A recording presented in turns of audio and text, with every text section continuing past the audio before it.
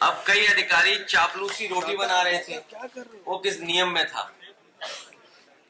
जो चापलूसी रोटी बन रही थी वो किस नियम में था? अगर अधिकारी ये नियम बदल रहे हैं तो हम लोग सभी भगवानों को वहां के लगाएंगे, और भगवानों के साथ साथ जो आयोजक हैं, जो आयोजन कर रहे हैं, मैं उनसे कहूंगा कि हमारे केदारेश्वर मंदिर के भी वहां पर कुछ स्थापना करें। हमारा ये बाटी चोखा का जो कार्यक्रम है, मैं उन कार्यकर्ताओं को धन्यवाद और बधाई देना चाहता हूँ। हम सब लोग मिलकर के खाते पीते हैं। अभी तो वो विधायक बैठे बैठे खा रहे थे, अगर वो कहीं सरकार के खिलाफ खड़े हो गए तो क्या होगा? सरकार के खिलाफ वो खड़े हो गए तो सरकार का क्या होगा?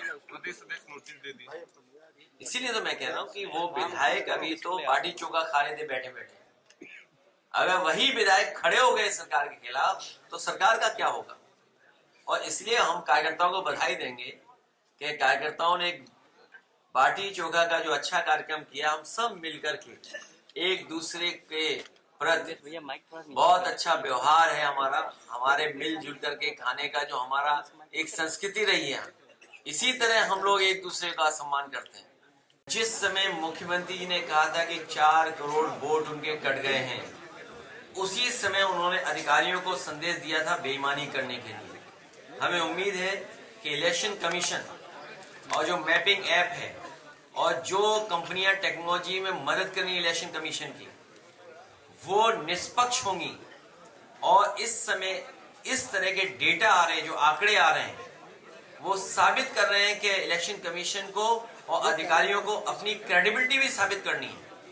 क्योंकि अगर आंकड़ों में फर्क आता है, स्टेट गवर्नमेंट के दूसरे आंकड़े हैं तो SIR के दूसरे आंकड़े हैं, तो और फिर इलेक्शन कमीशन को ये भी सोचना पड़ेगा फिर कि SIR का मतलब क्या हुआ, रिवीजन का मतलब क्या हुआ, इंसेंटिव उसका मतलब क्या हुआ।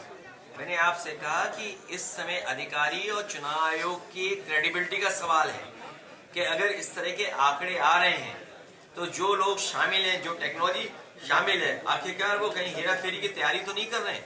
कहीं ऐसा तो नहीं कि मुख्यमंत्री ने जिस दिन इशारा किया था कि 4 करोड़ उनका वोट कट गया है, वो बेईमानी की तैयारी कर रहे हो टेक्नोलॉजी के साथ मिलकर?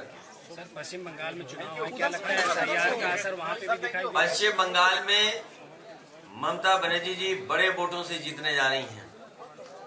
ये बीजेपी के लोग हर जगह साजिश करते हैं, षड्यंत्र करते हैं। इस बार साजिश षड्यंत्र उनका नहीं चलेगा।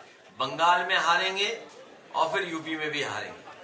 दादी के हाथों का जादू और खुशबू से महकता घर, माँ की मुस्कुराहट और खाने की सुगंध, MDH गरम मसाला, क्योंकि हर रिश्ता है स्वाद से जुड़ा।